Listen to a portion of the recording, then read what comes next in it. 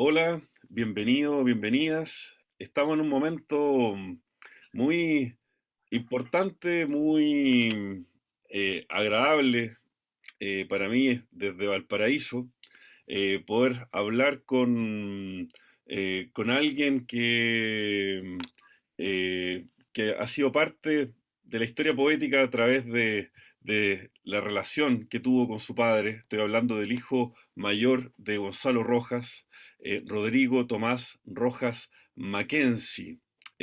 Vamos a hacer un diálogo íntimo, una primera aproximación con este neurólogo y psiquiatra, hijo mayor de Gonzalo Rojas, conocido por los lectores rogianos por Crecimiento de Rodrigo Tomás, ese gran poema que está incluido en La miseria del hombre por primera vez, que lo tengo aquí a mano en la edición que apareció en Valparaíso, impreso en la imprenta Roma.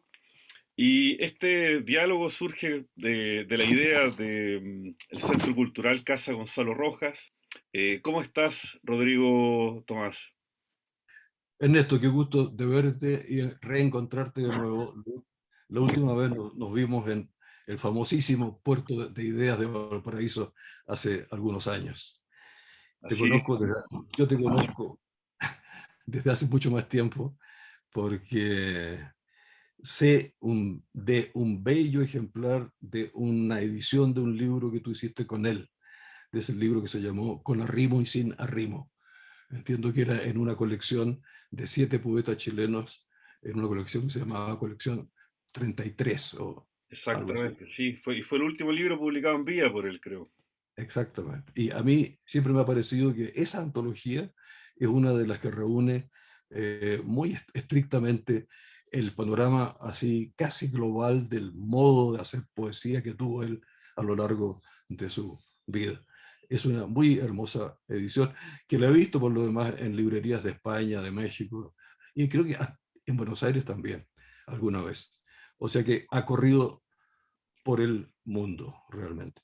Ahora, permíteme ampliar esta pequeña respuesta o intervención número uno mía, diciendo que la hago desde México. Y siempre estar en México tiene para mí un sentido muy particular. Uno, por la relación enorme que hubo entre Gonzalo Rojas y este país, no solo a través de su amistad y conocimiento con los escritores mexicanos, sobre todo con Octavio Paz y muchos otros, la las innumerables veces que estuvo aquí y además el hecho que en este país está lo que fue realmente su casa editorial, que fue el Fondo de Cultura Económica de México, que es donde se publicaron más y más la mayor parte de sus libros por primera vez. Y además reside aquí quien, después del fallecimiento de él, ha asumido la enorme tarea de reunir la poesía en un volumen, la prosa en otro volumen, escribir además la biografía sobre Gonzalo Rojas, que es la profesora e investigadora Fabián Bradú de esta universidad, que es la Universidad Nacional Autónoma de México. Entonces, para mí, estar en esta punta de América Latina hoy y que Ernesto Pfeiffer esté en la otra punta, que es Chile, y yo acá en México, cerramos un arco por el que va la figura y el nombre de este poeta chileno desde hace mucho tiempo. Sí, es bonito que sea también. Yo estoy en Valparaíso, donde está tan ligado, donde también pasaste la infancia, ¿cierto? Rodrigo Tomás, acá en la casa de San Enrique, entiendo, ¿no? Desde luego, si hay 3 lugares a los que Gonzalo Rojas, voy a hablar de mi padre con esa expresión pura y limpia. Mi padre estaba volviendo siempre, si hay 3 lugares de Chile a los cuales volvía en su mente o en su palabra, era Leuvo, el norte de Chile, y Valparaíso. Son los 3 sitios que él siempre dijo, la única ciudad de Chile que tiene mitos se llama Valparaíso. Y Y escribe la fundación de Valparaíso, además, fundando poéticamente hay, el puerto. hay un poema de él, claro, que lleva ese título. Y la verdad es que desde muy joven trabajó allí y yo mismo de pequeño viví viví allí desde pequeñito algunos años, aunque no nací ahí, y tengo también mi relación en la memoria muy fuerte con la ciudad, siempre.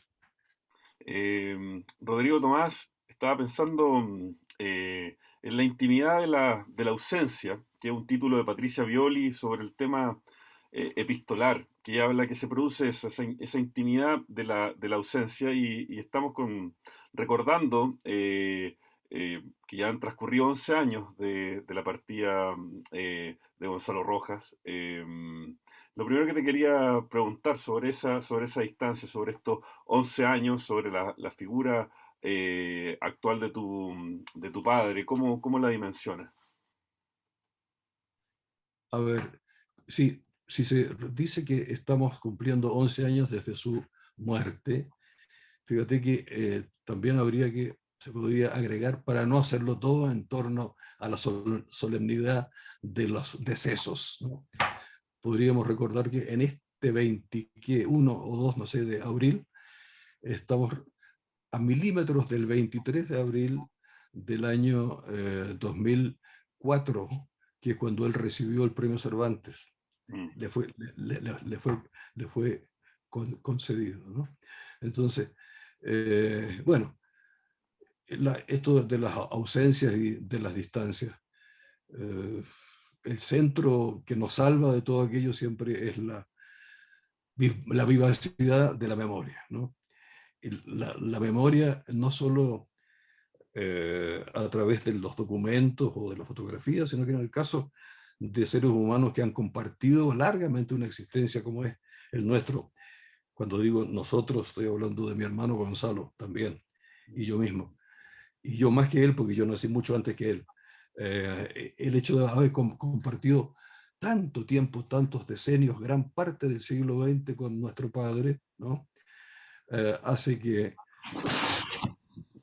el recuerdo sea muy vasto, muy lleno de facetas de distinta índole, de distinta naturaleza, sobre las cuales uno está volviendo muy a menudo y quizás eh, más a menudo de lo que debiera, porque a veces se transforma en un ejercicio, no diré que continuo, pero muy tentador, estar recordando las cosas que vivimos en momentos difíciles, en momentos bellos, en momentos muy especiales de nuestras existencias, ¿no? Junto a él. Sí, y respecto a eso, bueno, ¿cómo no evocar el poema Crecimiento de Rodrigo Tomás, que comienza con estas dos palabras maravillosas que dice libre y furioso?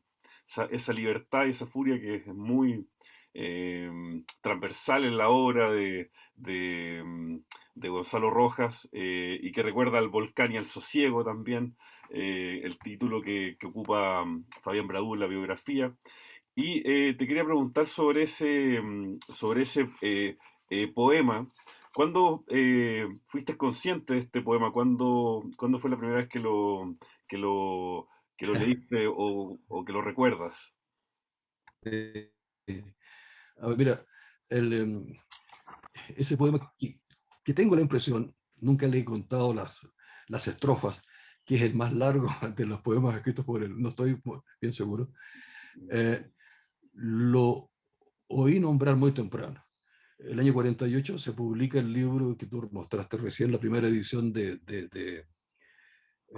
La miseria del hombre. Ese libro lo vi en mi casa desde pequeñito y recuerdo, ya que me estás haciendo hablar de cosas así muy concretas, recuerdo en qué momento, cuando yo ya había empezado a saber leer, ya a conocer los números y todo eso, descubrí que había una parte de ese libro en que estaba mi nombre en la página número 75, que, que si tú la abres, Sí, me a lo ver, puede confirmar. Y curiosamente nunca se me olvidó que la página 75 de La miseria del hombre, ahí está. no, seguramente dice 75. Sí. Bueno, ahí está. Entonces, exactamente, cuando tú me haces esta pregunta, te digo, yo creo que fue allí, cuando tomé conciencia memorística del número de la página, sin entender naturalmente nada qué bonito. que decían aquellas letras, palabras, estrofas, ¿no? Pero cómo no. Ahora, cuando tuve conciencia de la, uno quizás de que, de la condición de poeta de él mismo y de que había esta poesía en la cual estaba vinculado a mi nombre, eh, me llevas con esto a un hecho que, a una circunstancia que es bastante curiosa, pero que fue también bien importante en la vida de él. El año 1956, mientras dirigía una actividad cultural en la ciudad de Iquique, esas cosas que él, desde la Universidad de Concepción había organizado escuelas de temporada en distintos sitios de Chile, ¿no? Y especialmente en la misma ciudad de Concepción, encuentros de escritores más adelante y otras cosas. Pero ese año 56 tenía lugar en Iquique, una de estas escuelas de invierno, porque se hacían en invierno allá. Y a continuación de esa escuela, él acompañó y fue a cargo de un grupo de estudiantes de la Universidad de Concepción, curiosamente eran todas mujeres, que se estaban recibiendo de profesores de castellano, de literatura. O sea, era, digamos, eso que se llamaba antes el viaje de estudios de del cierre de una carrera. Entonces iba él y junto con el profesor Juan Lablac, o Loveluc, dice la gente en Chile, a cargo de este grupo grande de muchachas universitarias. Y él tuvo la idea y la generosidad para conmigo de llevarme en este viaje. Entonces yo anduve por Bolivia muy temprano, en mi vida muy temprano, ¿no? 10, no sé cuántos años tenía, 10, 11, 12, por ahí.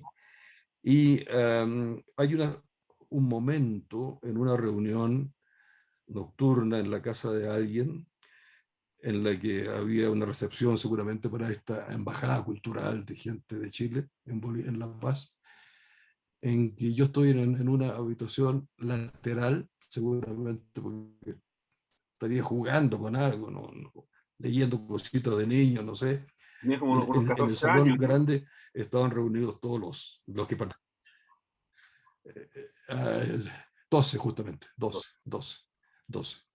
Entonces, acontece que de pronto oigo que hay un silencio y que están hablando, oigo la voz de mi padre, y no sé si fue el primero o no, pero aparece allí el crecimiento de Rodrigo Tomás.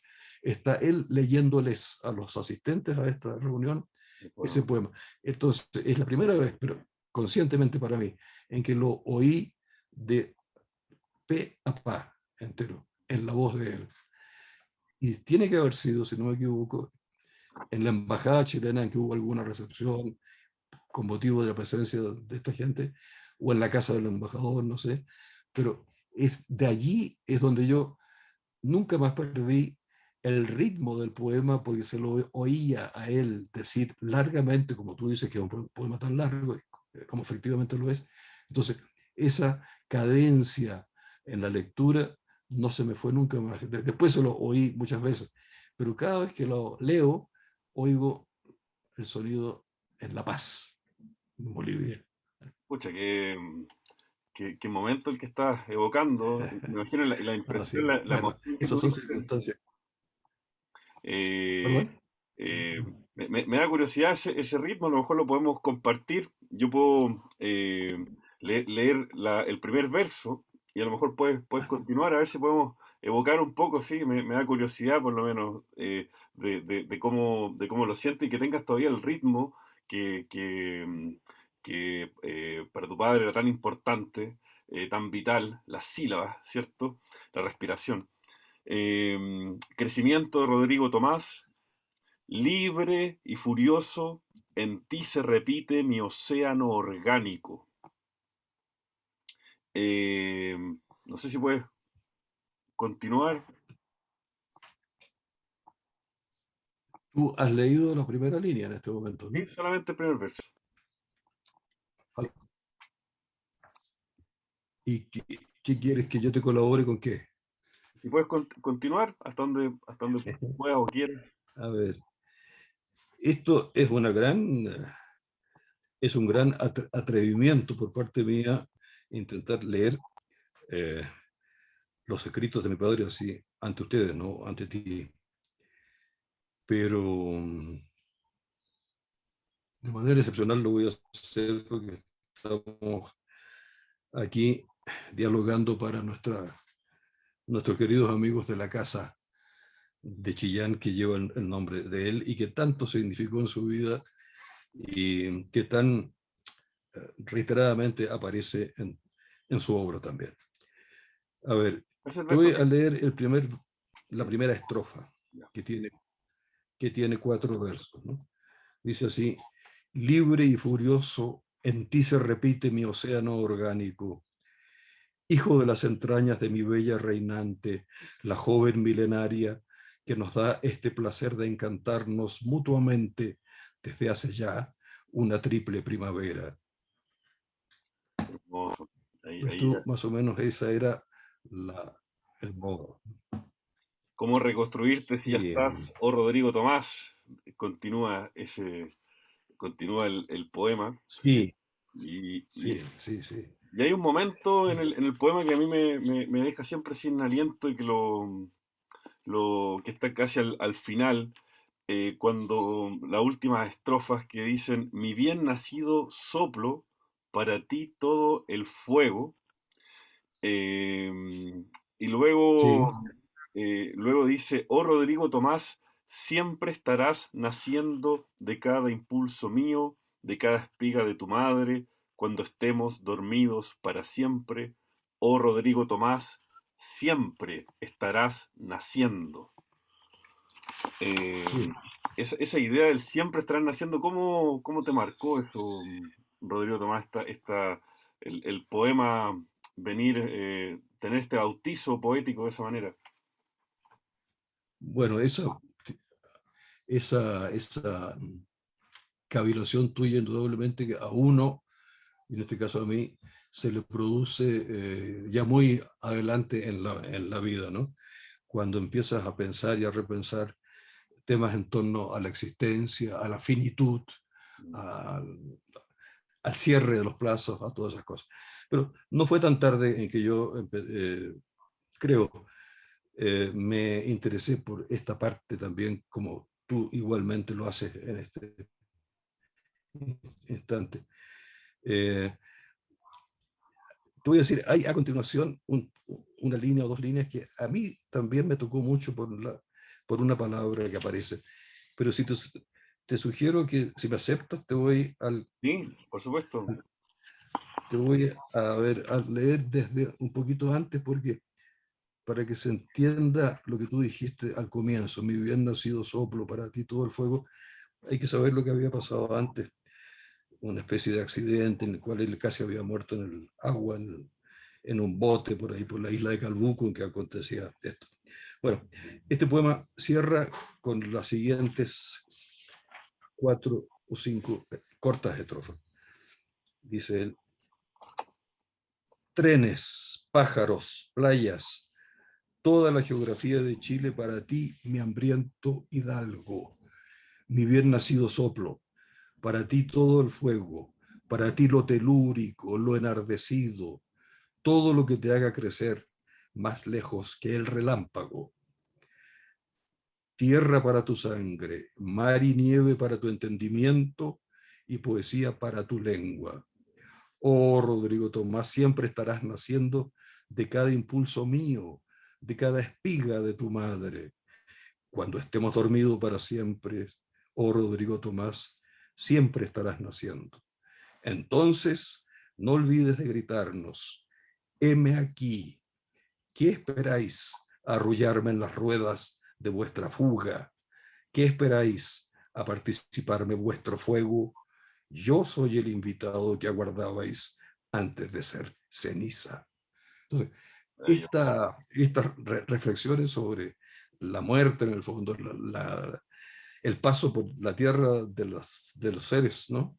Eso sí que te diría yo que, como tú con muy buen ojo señalas que pudo haber sido para alguien que lee este poema la parte más impactante, así también lo fue para mí cuando en la adolescencia seguramente lo empecé a entender poquito a poco.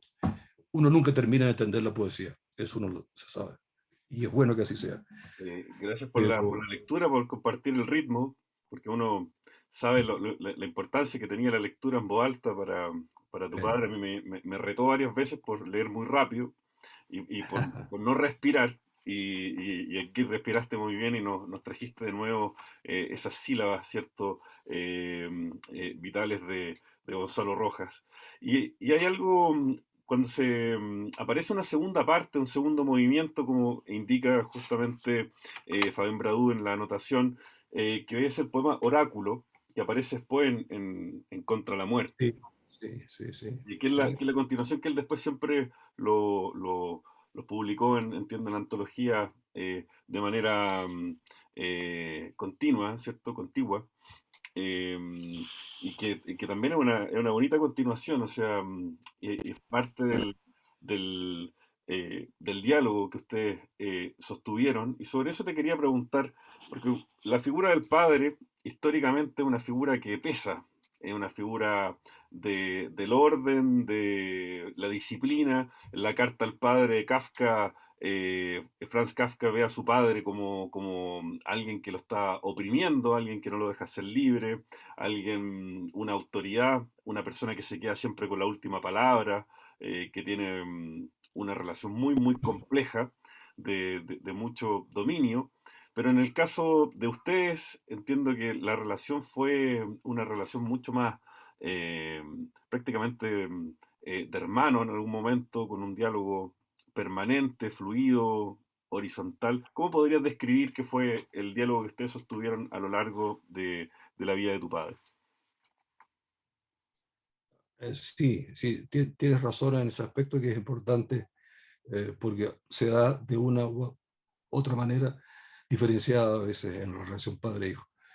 Eh, lo primero es señalarte que la alusión a este poema segundo, que es, es decirte que eso está escrito en el año 64 y que en algunas ediciones él lo agregó al primer texto que se llama Crecimiento de, ¿no? Entonces viene esto como segunda parte del poema, pero después de nuevo los ¿No se paró? separó en entidades autónomas, porque ese segundo poema corresponde ya a un plazo distinto, hay algunas alusiones a los periodos políticos de la época, de mediados de los 60, ya es otra cosa. Eh, ahora, la relación nuestra, fíjate que ahí es bien particular en cuanto a eso que tú llamas un tipo de relación no vertical, quizás por llamarlo así. Eh, esta costumbre epistolar que se da en la vida después entre él y yo, o entre él y mi hermano también, nace en un hábito que él tenía, en una costumbre que era la de caminar, pasear, cuando tenía tiempo libre. Y quien lo acompañaba eran los niños. Yo en mi época de niño, Gonzalo en su época de niño también. Y los paseos míos eran por Valparaíso. Mm. Y salíamos a buscar la prensa a la estación de abajo y con los diarios o nos íbamos o al norte o al sur, pues bueno, en Chile no hay este y oeste, entonces nos íbamos al norte hacia Viña o al sur hacia la caleta del Membrillo, se llama aquello, por allá, ¿sí? Allá antes. Caminando los días domingos, con una escala por el Molo y todo aquello. Y esas caminatas eran de mucha conversación, de mucha reflexión, juguetona, si tú quieres, de padre a hijo infantil, leía la prensa, yo me encargaba, o sea, yo me entretenía con otras cosas, pero conversábamos de lo que veíamos. Y esa costumbre se mantuvo a lo largo de la vida, tanto en Chile como después en la vida compartida fuera de Chile, en el exilio o ya sin exilio. Entonces, la, la parte del vínculo epistolar nuestro con él, que siguió siempre, es como la continuación de esos diálogos Mm. de la infancia. Y tanto es así, fíjate que un detalle, y esto vale porque estamos hablando de estos días en que se conmemora su fallecimiento. Cuando ocurrió aquello, y en Chillán fue el sepelio, ya, la ceremonia final donde siempre alguien lee el llamado responso, hace el responso, que en este caso fue el sacerdote Fernando, ¿cómo se llamaba? Rector de la universidad, eh, Padre Hurtado, ¿no? Ujú, No recuerdo en este momento su apellido, Montes, ¿no? Fernando Montes. ujú, Hay un hábito, una tradición en la religión que sea, que consiste en que la persona que lee el responso sobre el fallecido se entrevista brevemente antes con los deudos más próximos para preguntarles algún detalle de relevancia mayor en su vida en cuanto a la relación que hayan tenido con el muerto. En ese estilo de esa tradición, Fernando Montes habló conmigo, habló con Gonzalo, por separado, totalmente, por separado.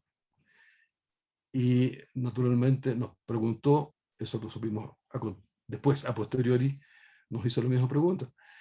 ¿Cuál es la circunstancia en la vida compartida con el padre que re, cada uno, que tú, me dijo a mí, a él ahora ha dicho igual, recuerdas de manera muy especial en la relación con tu padre? ¿Cuál es lo que más llevas contigo y que siempre vas a llevar?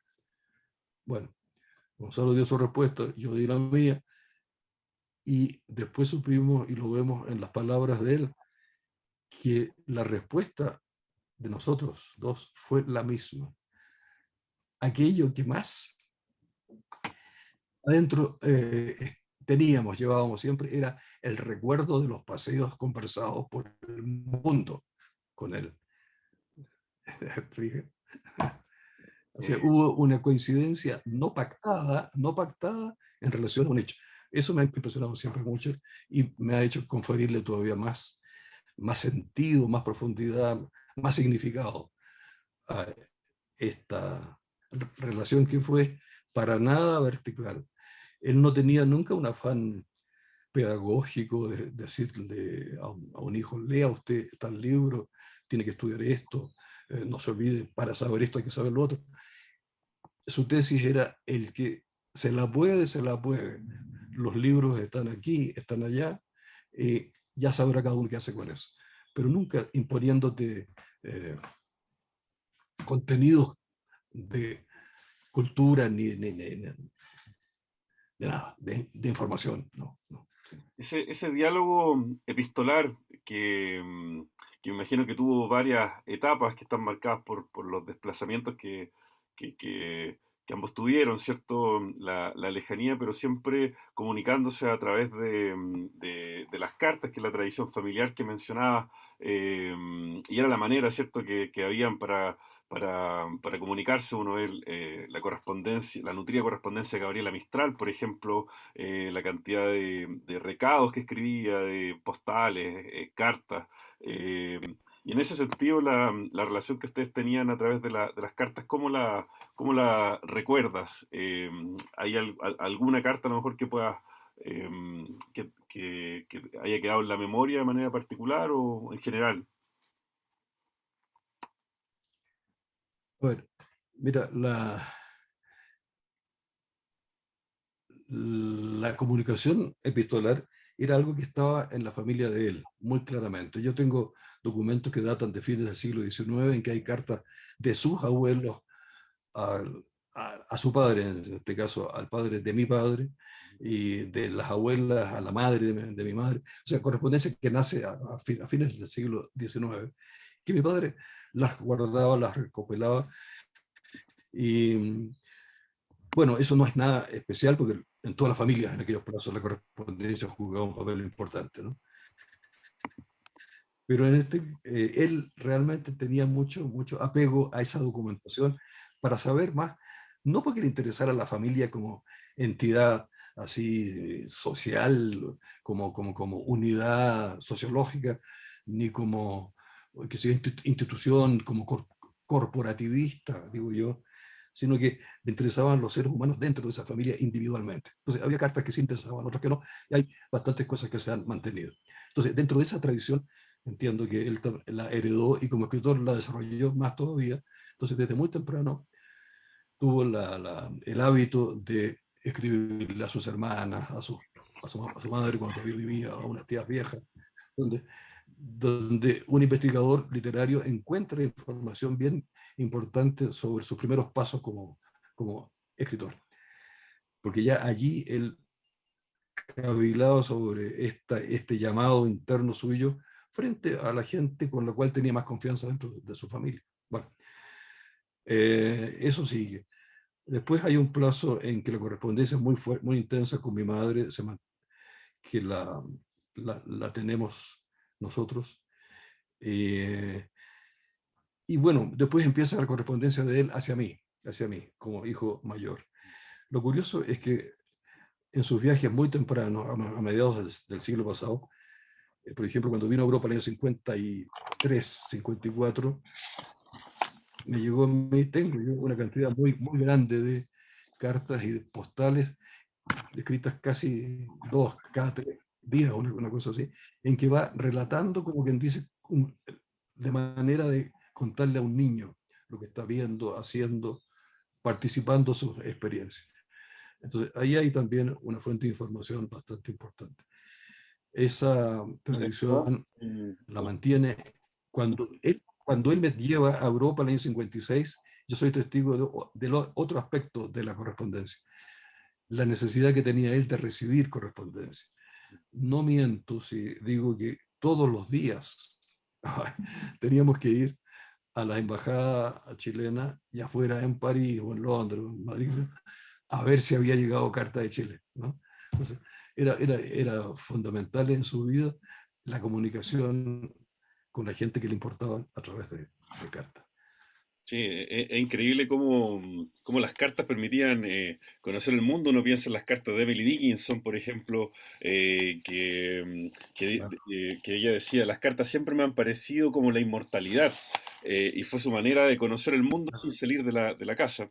Y en este caso, los viajes, el primer viaje a Europa que señalaba, que entiendo que estuvo en Buenos Aires también el año 53 y que recibía estas cartas. Y de esa sentía ahí que había una intimidad que continuaba el diálogo que habían tenido en estos paseos que rememorabas de la infancia.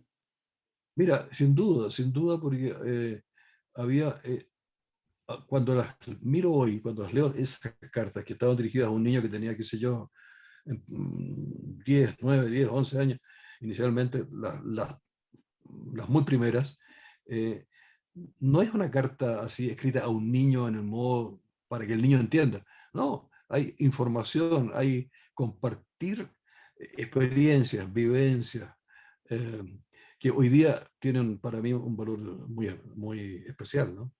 Mm. Sin duda. O sea, es un tipo de correspondencia que va más allá de lo que uno pensaría que alguien le está hablando a un niño en el modo como se le habla a un niño. No, aquí él pensaba que yo entendía. Seguramente no entendía yo mucho de lo que me estaba contando en ese momento, ni por qué lo hacía. Hoy me parece que sí. Pero ahí quedó un registro de cosas que de otra manera no habrían quedado. Eso es lo interesante. Y respecto al tono, ¿consideras que ese tono se mantiene después cuando ya eres más grande, digamos, vas creciendo, eres adulto? ¿Sientes que el tono se mantiene o cambia? Se produce otro registro. Bueno, el registro y el contenido, sobre todo, eso sí que cambia en cuanto a que ya eh, estamos siendo él y yo también ya paulatinamente partícipe y actor de los acontecimientos en los que estamos inmersos, ¿no? Por la historia, porque se por todo. Entonces ya empieza a haber un diálogo, a veces discrepancia también en ciertos puntos de vista frente a lo que estaba aconteciendo, pero ya es una conversación plenamente de adultos, sin duda, ¿no? Sí, Sí, hay algo interesante que consigna Fabián Bradú en Íntegra y que explica, ¿cierto?, en el prólogo, dice lo siguiente, dice, el poeta enviaba a una cofradía de corresponsales disgregados en el mundo, entre los cuales el más constante y confiable para él era su hijo mayor, Rodrigo Tomás. Aquí estamos hablando de otra relación, de compartir los poemas recién escritos, ¿cierto? Y escribía, según lo que me comentaba antes que comenzara este diálogo, escribía en el margen, ¿cierto? ¿Cómo fue cómo se fue dando esa relación de que enviaba poemas anotados y dentro de un selecto grupo de lectores? O sea, ya no elijo solamente en un plano familiar, sino que también en un plano ahora intelectual, literario. Claro. Mira, em, a ver, la entrega o el hacerme llegar por vía de carta los poemas recién escritos comienza a tener lugar en los años 80 cuando dejamos de compartir el exilio. Mm. Porque compartimos el exilio en parte en unas pocas semanas, diría yo, unos pocos meses en Cuba, después en la RDA, un año largo, después nos separamos, él se va con Hilda y Gonzalo Pequeño a Venezuela, yo voy a Colombia a trabajar en la universidad allá, y después yo vuelvo a Alemania, y él sigue en Venezuela, y después tiene que ir a Estados Unidos, porque en Chile no tuvo ninguna posibilidad de trabajo nunca. Entonces, en ese momento, después del plazo de la República Democrática Alemana, cuando dejamos de vernos físicamente, me empieza a mandar desde Venezuela y desde Estados Unidos los poemas casi en el instante en que los escribía, día, no sé. Porque siempre, si tú te fijas en esas notas del libro de Fabián, dice, hoy escribí tal cosa, hoy te mando esto que está recién hecho, o esto lo escribí ayer. O sea, realmente era casi instantánea el disparo, como él decía, de los poemas hacia mí, pero no solo hacia mí, también hacia otros interlocutores que él tenía en el mundo de las letras, ¿no? Hay escritores y hay críticos que recibían también este tipo de correspondencia de él. No, si no simultáneamente conmigo, pero más o menos Eh, a parejas. ¿Hay Y algunas notas que me dime, llamaron la atención? Por ejemplo, en el poema Costillas, Rejas del Corazón, eh, sí, dice acá la nota, dice, en una carta del 23 de marzo de 1987, dirigida a su hijo Rodrigo Tomás, Gonzalo Rojas acompaña el envío del poema con estas palabras. Ahora van entre clase y clase estas sílabas, costumbre mía de responder de inmediato por aversión a lo fiambre. ¿De dónde habrá salido palabra española tan cómica? Eh, aquí, aquí lo tengo, ya, sí. Me recuerdo lo que me estás diciendo, déjame mirar porque a ti te inquieta o te interesa la palabra fiambre. Y yo, ¿sabes a lo que se refiere? A que a veces yo me quejaba que él se demoraba en contestarme. Bueno, y él se quejaba de mí también, muchas veces, más que las que yo me quejaba, seguro. Entonces, cuando dice, ahora van entre clase y clase estas sílabas, costumbre mía de responder de inmediato por aversión a los fiambres. O sea, y había llegado recién a él una carta mía. Entonces, se apresuró a contestarla enviándome este poema y dice, ¿y por qué lo hace de inmediato? A ver, por aversión a los fiambres, porque quería mandar el poema fresco, fresco, que no se pusiera fiambre. ¿Tú te acuerdas que en Chile se usa esa expresión sí, cuando algo está ya pasado? Dice, sí, no, esto está fiambre. claro. De ahí viene, de ahí viene que el poema no llegara a fiambre, que llegara fresco.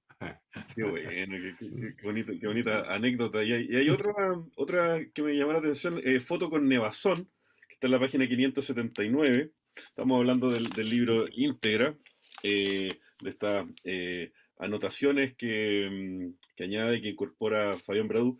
Y dice, foto Sí, con Nevazón. Dice, el poema fue escrito el 24 de noviembre de 1986, como consta en una carta a su hijo Rodrigo Tomás, donde Gonzalo Rojas apunta, también llegó la nieve a mi jardín y con ella la recuperación del motivo de la rosa, por trillado que parezca. Eh, te envía ahí ese Sí, comentario. ¿Recuerda algo de este foto con Nevazón? sí, no, el poema sí lo ubico bien, pero esa alusión a la idea de recuperar el motivo de la rosa por trillado que parezca, yo entiendo, por lo que he leído alguna vez, he aprendido, que el símbolo de la rosa fue cayendo en descrédito a Mm, lo largo de la evolución. La rosa estaba muy presente en la poesía romántica alemana, ponte tú, de comienzos del siglo XIX. Pero cuando viene la modernidad, el modernismo, y vienen los cambios en la literatura, ese tipo de símbolos de tan manidos quedan como en crédito. A una cosa que él tenía siempre, yo sé que lo tenía presente, que era la poesía de Hölderlin, mm. donde las rosas y las flores jugaban un papel importante. Entonces, a eso alude con esto, cuando dice, portillado que parezca, ¿eh? Recupero el motivo de la rosa, ¿no? Era Eh, como una especie de hacerle justicia a un símbolo que había dejado de tener validez por, mm, como consecuencia de la evolución de los puntos de vista de los poetas, ¿no? Sí, y sí, otro sí. símbolo potente, eh, así como la rosa, son los gatos, los gatos y la literatura. Sabemos ahí la relación que hay en la narrativa, en la poesía. Y hay un poema que está fechado el año 1981, que es Gato Negro a la vista. Yo me acuerdo muy bien de este poema porque se lo escuché leerlo a él y decidir si incluirlo o no en la antología que mencionabas con arrimo y sin arrimo. Y aquí viene una nota, justamente, estamos en la página 387, dice, desde Sí. Caracas, Gonzalo Rojas le confía a su hijo Rodrigo Tomás, dos puntos, escrito anoche al ver ese gato en el cerro del fondo, se veía desde la ventanita de mi escritorio. Y me llamó la atención esta anotación, porque después se dice que este poema lo escribió, eh, fue una impresión y lo escribió de una tirada, como se dice, ¿cierto? De un impulso. Eh, Eso. no sé si quieres agregar algo sobre esa anotación. Y la otra anotación uno se va dando cuenta que hay una serie de comentarios, de diálogos que compartía contigo en este plano que para mí es muy curioso. No se me ocurre otro epistolario donde un padre y un hijo tengan una relación que se pasa a lo literario, que ya no está en el plano de lo cotidiano Ujú. y de lo estrictamente familiar. Sí, sí. Bueno, mira, sobre esto del gato, es muy curioso que tú me lo señales también, porque bellamente está incluido en el libro que tú editaste, ¿no? Está aquí. Y es un poema poco conocido y que yo pienso que eh, cuando se lee, cuando se sabe que existe, se tiene conciencia de una vertiente que no es muy frecuente en la poesía de mi padre, ¿no? Porque aquí hay una cosa juguetona a partir de una circunstancia muy clara, que queda muy clara aquí en el poema. No hay misterio, aparentemente no hay misterio, pero este sí me voy a atrever a leértelo, Maravilla. porque hay que leerlo, pienso yo, hay que leerlo sabiendo por dónde se cayó el gato. Efectivamente, detrás de la casa, del departamento que él tenía, ¿no? En Caracas, en las colinas de Bellomonte, había una especie de acantilado, una quebrada, y que estaba muy próxima a las ventanas del departamento que estaba en un quinto, sexto piso, no sé. Entonces, esta quebrada estaba cercanísima. Ya algún día ocurre efectivamente este episodio. Y tiene que haber ocurrido por leyes de la física de Newton muy rápido. El gato perdió pie y se fue al centro de la Tierra. Entonces, en esa visión, él escribe esto que se llama Gato Negro a la vista. Y yo pienso que este poema hay que leerlo como acelerado.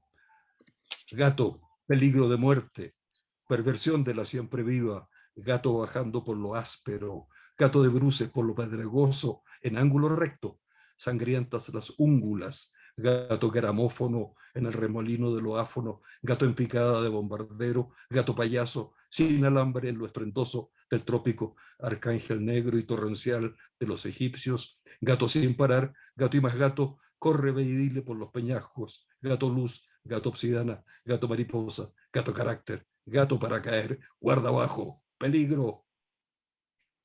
Maravilloso, muy bien leído, muy bien leído.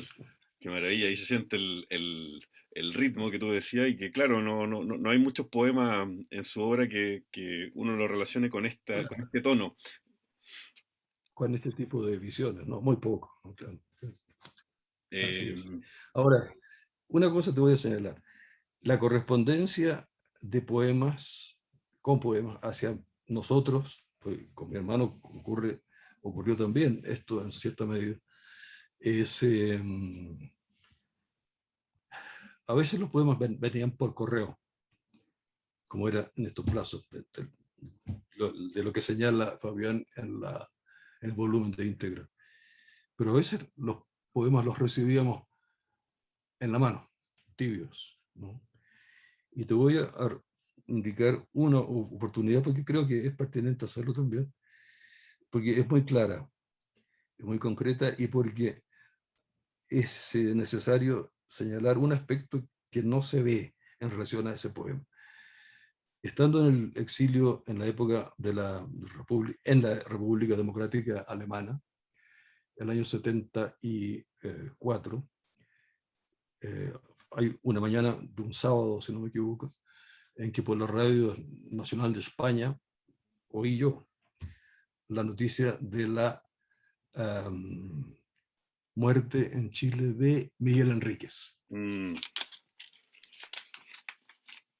Ahora, Miguel Enríquez fue, todos saben quién fue, pero poca gente sabe que Enríquez para nosotros era no solo el personaje luchador y político, sino que era un hombre que desde niño había estado muy cercano a nosotros porque había sido amigo mío desde el colegio, chiquitísimos, desde los 8, 9, 10 años.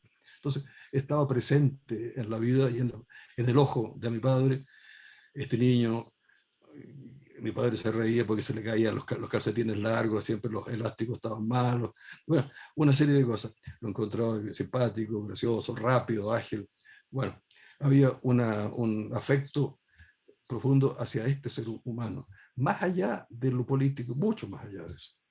Entonces, cuando muere Miguel, de la manera que todos sabemos, yo bajo, porque vivíamos en el mismo edificio, y le cuento, yo muy conmovido, yo también, porque éramos amigos reales.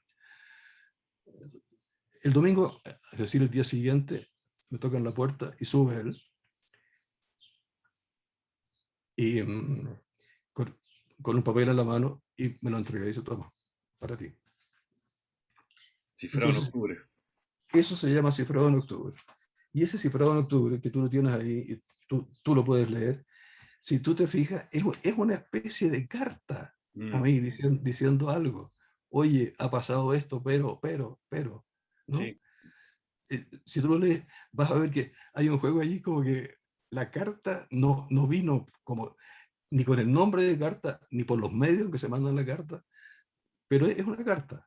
mm, Y a mí, que era el interlocutor inmediato en este caso, soy el intermediario para el lector general, que es el destinatario del poema, es el lector, ¿no?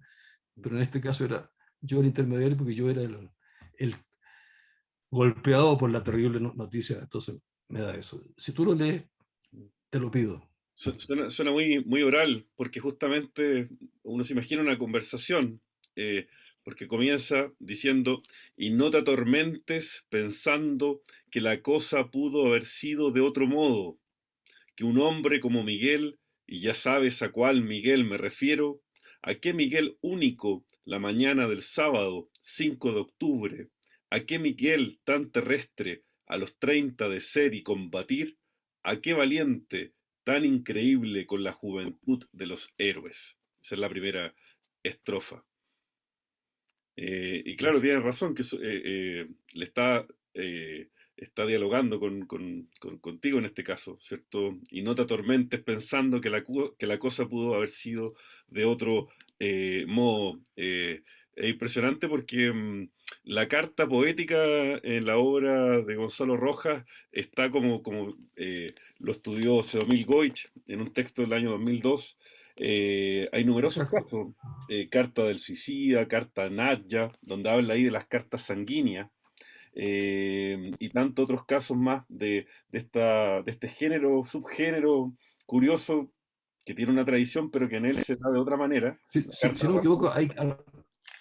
hay alrededor de 14 o 15 poemas, 14 o 15 poemas que llevan el nombre de Carta a Delfina, que es Delfina Guzmán, a personas concretas y a personajes de la historia también. La Sí, carta sí, sí. Huidobro.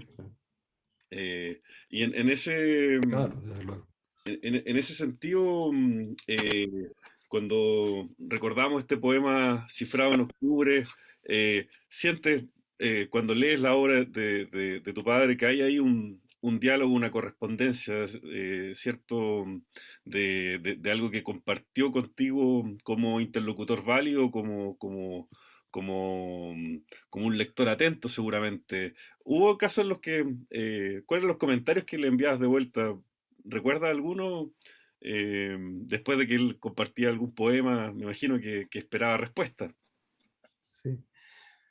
Sí, claro, no, respuesta, desde luego, pero no de correcciones poéticas, ni mucho menos, pero de, claro, de comunicación del sentimiento producido en mí, ¿no? Eso sí, indudablemente que yo eh, estaba en condiciones de responderle en esa materia. Pero sí que hay otro momento en los cuales ponte tú, a veces alguna observación de palabra me atreví a hacer, pero era cuando me mostraba un poema que estaba escribiendo, ¿no? Ahí sí, ahí sí. Una vez creo que le dije, oye, había un número, había una cosa que no correspondía realmente, entonces, me dijo, qué bueno que me lo dice, tampoco modifica. Eh, pero eso no en las cartas, yo nunca hacía comentarios para influenciar su poesía, sino que era la respuesta emocional mía frente a lo que yo había leído, lo que yo le entregaba, ¿no? El eco, claro. Bueno, se nos ha pasado volando esta conversación que yo creo que es un Muy bien. primer acercamiento muy incipiente a algo que yo creo que los lectores de Gonzalo Rojas esperamos, que es conocer la correspondencia, poder tener acceso a ella, que no está publicada, excepto estos comentarios que mencionábamos que están en íntegra y alusiones que hay en la biografía, pero no tenemos acceso a esa correspondencia que es bastante voluminosa por lo que entiendo. Pero específicamente de la correspondencia entre ustedes dos, yo creo que va a ser, podría ser un gran proyecto, un bonito proyecto, de conocer esa otra dimensión y también una relación distinta que no es común entre un padre y un hijo. No sé si quieres agregar algo para ir cerrando este primer pórtico, este primer diálogo sobre la relación que tuviste con tu padre específicamente a través de las cartas. A ver, alguna observación de índole material o tecnológica frente al diálogo epistolar entre nosotros dos. Fue cambiando naturalmente a lo largo del tiempo, de la tarjeta postal por los viajes, de la carta en papel, ¿no? Del poema con notas informativas al margen, informativas no en relación al poema, sino que a cosas de la vida, o sea, aprovechaba el poema también para comunicar algunas otras cosas. Entonces va cambiando eso. Y después de la carta hay un momento que parece el fax en la vida de todos nosotros, ¿no? Entonces el fax eh, facilita, acelera el momento del envío, porque hay allí, entre los faxes que yo recibía, algunos que estaban enviados inmediatamente después de la escritura, ¿no? Aquí no había que ir al correo a dejar la carta, ni nada de eso. Entonces se produce una aceleración en el diálogo, porque así como hay, como a mí me llegaba, yo podía responder casi de inmediato. Y después terminamos con ya alcanzó él a participar del sistema mail a través de alguna secretaria, alguien que escribía las cosas en el computador, que él no manejaba ya sobre los 80, sobre los 90 no. Um, y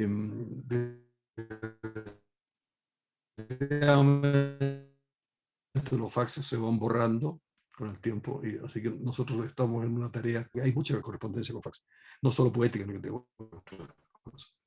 Y lo último que quiero señalarte es que quizás la última conversación que tuvimos fue estando ya él muy enfermo, a fines del año previo a su muerte, o sea, del año 10 en diciembre, en la ciudad, ahí en Chillán, en su casa, en el jardín, paseando medio en silencio porque estaba bien enfermo. Nos subimos a un coche que estaba estacionado ahí, un auto muy viejo que él tenía, y conversábamos un poco, y la conversación surgió y se refirió a una cosa que uno le puede parecer bastante rara. Un señor de 95 años que te pregunta, ¿qué es esto del Internet? Entonces yo le explico un poco de qué se trata, cómo funciona, los beneficios que puede tener. Entonces queda callado un rato. A lo mejor, si hubiera habido Internet en aquellos años, en los 30, los 40, los 50, yo no habría podido ser poeta. Ay, O sea, hay una disquisición sobre la técnica avasalladora lo y instantáneo. el misterio, el silencio, el retiro del poeta, ¿eh?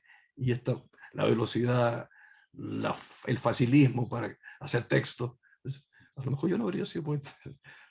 Bueno, Aparece, como mencionaste después de las cartas, el uso que hizo del fax, y hay un poema que el fax con ventolera, en alusión a esto. claro, Pues también menciona, creo, ahí el email en algún texto después posterior.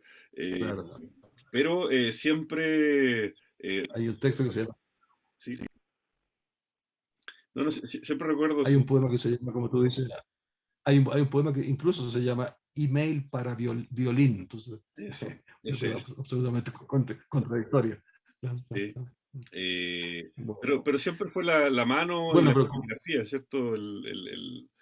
Recuerda las pruebas de ese libro que mencionabas con arrimo y sin arrimo, él la envió anotada a mano, ¿cierto? Se notaba que manejaba años ya de experiencia con imprentas, con editoriales, manejaba la corrección y la nomenclatura de la mano. Y bueno, y para ir finalizando este diálogo, que como lo veo como el inicio de algo que puede venir, estando con la correspondencia disponible, ¿cierto?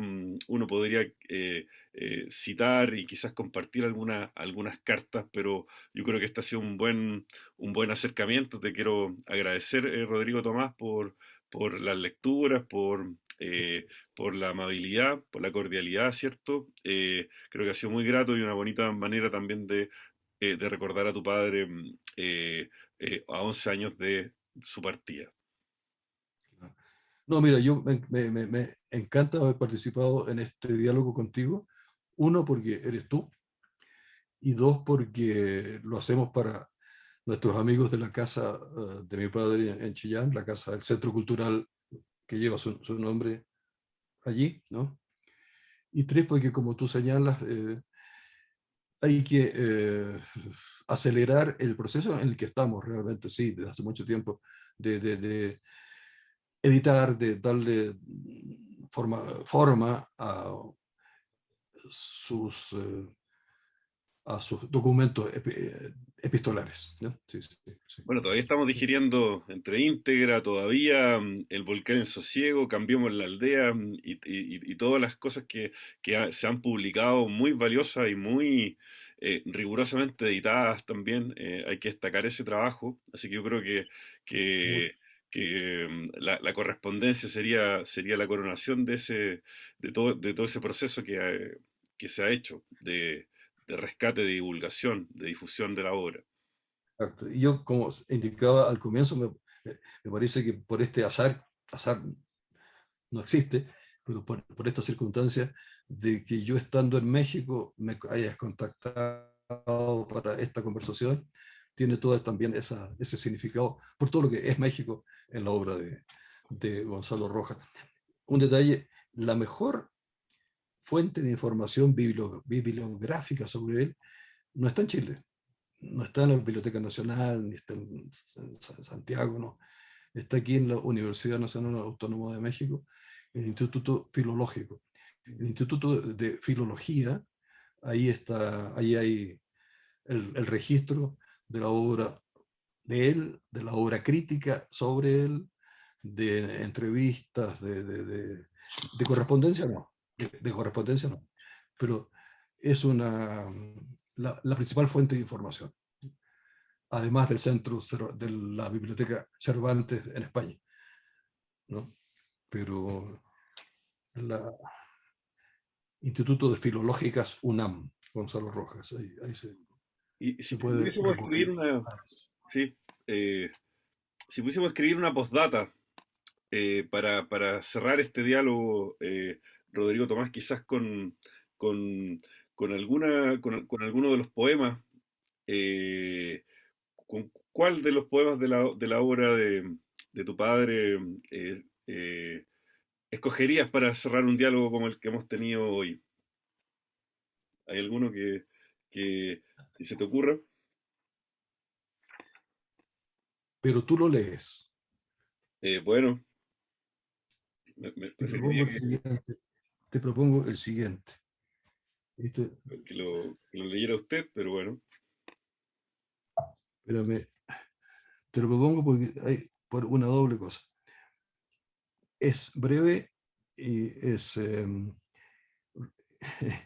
resulta que no, en los últimos años se ha producido una gran cantidad de eh, ediciones traducidas a otros idiomas de él. Y una de las últimas es un libro que se publicó en la India, y que lo hicimos con algunas otras personas eh, en 3 idiomas. Está traducido del español al hindi y al inglés, Ah, porque en la rico. India al inglés también, ¿no? Entonces, ese libro que tiene una tapa, una cubierta muy rara, muy llamativa, que no lo tengo aquí precisamente para mostrarlo, decidimos ponerle un nombre y el título es Tabla de Aire. Y ese título corresponde a un poema, ¿no?